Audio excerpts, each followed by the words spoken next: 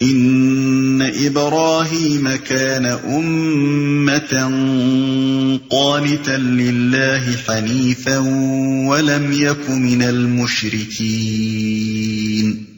واقعہ یہ ہے کہ ابراہیم اپنی ذات سے ایک پوری امت تھا، اللہ کا مطیع فرمان اور یکسو، وہ کبھی مشرک نہ تھا۔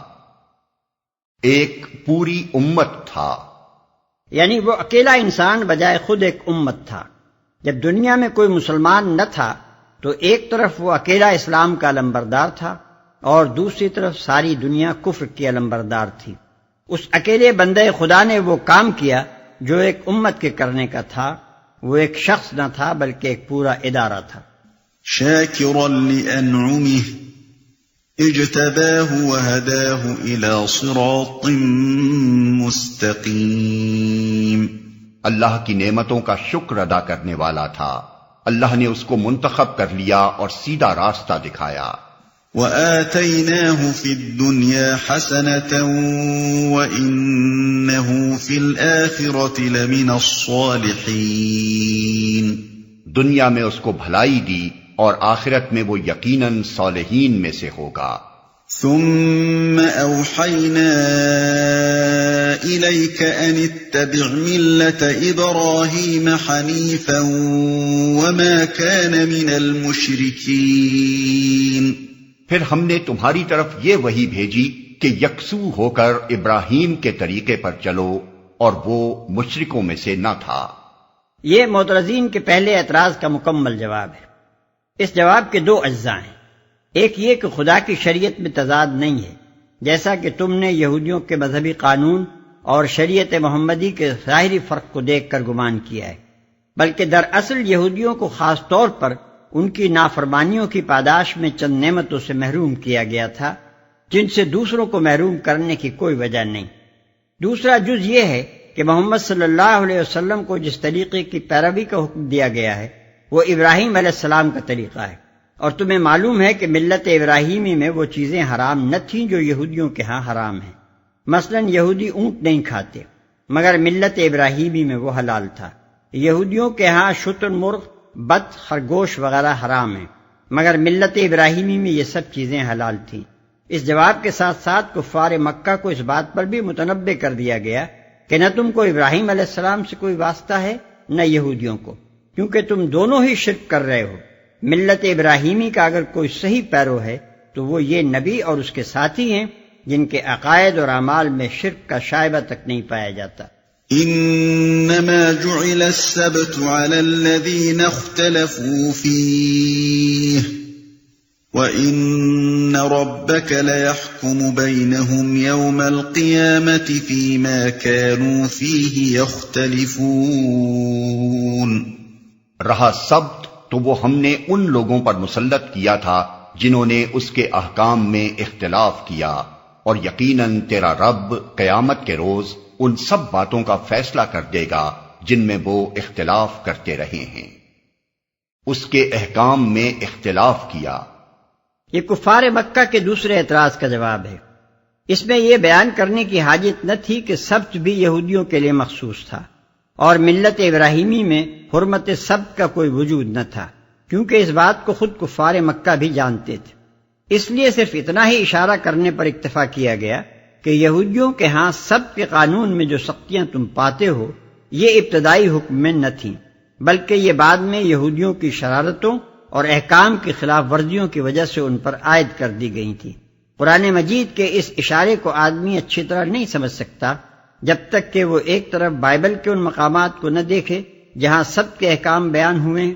مثلا ملاحظہ ہو خروج باب 20 آیت 8 تک 11، باب 23 آیت 12 اور 13، باب 31 آیت 12 تا 17، باب 35 آیت 2 اور 3، گنتی باب 15 آیت 32 تا 36۔ اور دوسری طرف ان جسارتوں سے واقف نہ ہو جو یہودی سب کی حرمت کو توڑنے میں ظاہر کرتے رہے۔ مثلا ملاحظہ ہو یرمیہ باب 17 آیت 21 تا 27، حزقییل باب 20 آیت 12 تا 24۔ ادع الى سبیل ربک بالحکمة والموعظة الحسنة وجادلهم بالتي بالتي هي أحسن إن ربك هو أعلم بمن ضل عن سبيله وهو أعلم بالمهتدين۔ اے نبی، اپنے رب کے راستے کی طرف دعوت دو حکمت اور عمدہ نصیحت کے ساتھ، اور لوگوں سے مباحثہ کرو ایسے طریقے پر جو بہترین ہو۔ تمہارا رب ہی زیادہ بہتر جانتا ہے کہ کون اس کی راہ سے بھٹکا ہوا ہے اور کون راہ راست پر ہے۔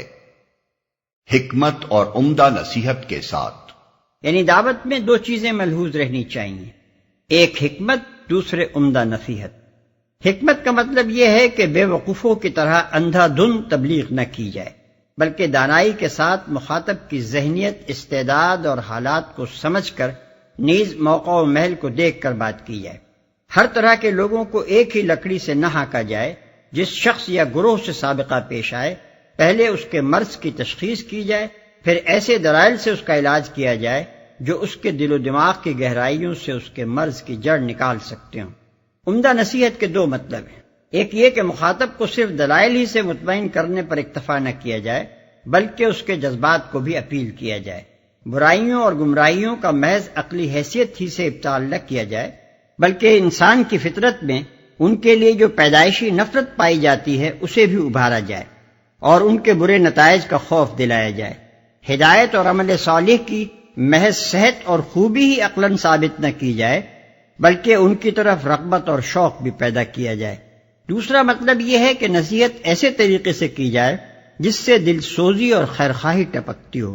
مخاطب یہ نہ سمجھے کہ ناصح اسے حقیر سمجھ رہا ہے اور اپنی بلندی کے احساس سے لذت لے رہا ہے، بلکہ اسے یہ محسوس ہو کہ ناصح کے دل میں اس کی اصلاح کے لیے ایک تڑپ موجود ہے اور وہ حقیقت میں اس کی بھلائی چاہتا ہے۔ مباحثہ کرو ایسے طریقے پر جو بہترین ہو، یعنی اس کی نوعیت محض مناظرہ بازی اور عقلی کشتی اور ذہنی دنگل کی نہ ہو، اس میں کج بحثیاں اور الزام تراشیاں اور چوٹیں اور پھپتیاں نہ ہوں۔ اس کا مقصود حریف مقابل کو چپ کر دینا اور اپنی زبان آوری کے ڈنکے بجا دینا نہ ہو، بلکہ اس میں شیریں کلامی ہو، اعلیٰ درجے کا شریفانہ اخلاق ہو، معقول اور دل لگتے دلائل ہوں، مخاطب کے اندر ضد اور بات کی پچ اور ہٹ درمی پیدا نہ ہونے دی جائے، سیدھے سیدھے طریقے سے اس کو بات سمجھانے کی کوشش کی جائے، اور جب محسوس ہو کہ وہ کج بحثی پر اتر آیا ہے تو اسے اس کے حال پر چھوڑ دیا جائے تاکہ وہ گمراہی میں اور زیادہ دور نہ نکل جائے۔ وَإِنْ عَاقَبْتُمْ فَعَاقِبُوا بِمِثْلِ مَا عُوقِبْتُمْ بِهِ وَلَئِنْ صَبَرْتُمْ لَهُوَ خَيْرٌ لِلصَّابِرِينَ۔ اور اگر تم لوگ بدلہ لو تو بس اسی قدر لے لو جس قدر تم پر زیادتی کی گئی ہو، لیکن اگر تم صبر کرو تو یقیناً یہ صبر کرنے والوں ہی کے حق میں بہتر ہے۔ وَاصْبِرْ وَمَا صَبْرُكَ إِلَّا بِاللَّهِ وَلَا تَحْزَنْ عَلَيْهِمْ وَلَا تَكُ فِي ضَيْقٍ مِّمَّا يَمْكُرُونَ۔ اے محمد، صبر سے کام کیے جاؤ، اور تمہارا یہ صبر اللہ ہی کی توفیق سے ہے۔ ان لوگوں کی حرکات پر رنج نہ کرو اور نہ ان کی چال بازیوں پر دل تنگ ہو۔ ان اللہ مع الذین اتقوا والذین هم محسنون۔ اللہ ان لوگوں کے ساتھ ہے جو تقوی سے کام لیتے ہیں اور احسان پر عمل کرتے ہیں، یعنی جو خدا سے ڈر کر ہر قسم کے برے طریقوں سے پرہیز کرتے ہیں اور ہمیشہ نیک رویے پر قائم رہتے ہیں۔ دوسرے ان کے ساتھ خواہ کتنی ہی برائی کریں، وہ ان کا جواب برائی سے نہیں بلکہ بھلائی ہی سے دیے جاتے ہیں۔